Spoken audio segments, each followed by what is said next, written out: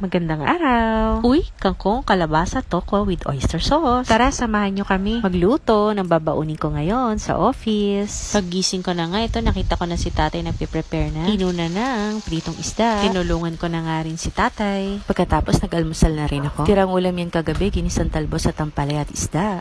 Magandang araw.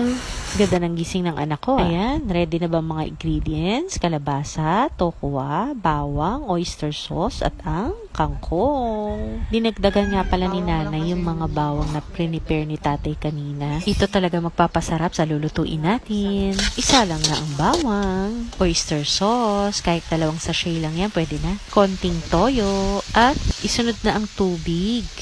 Inilagay na nga din ang mga kalabasa kasi medyo matagal din palambutin ito. Habang naghihintay, matatanaw natin mga tanim na halaman ni nanay dito sa kusina. Ayan na, kumukulo na nga pala. Ilagay na natin ang mga kangkong. Haluin ng mabuti at isunod na natin na ang tokwa. Pinirito na nga rin pala yung kanina.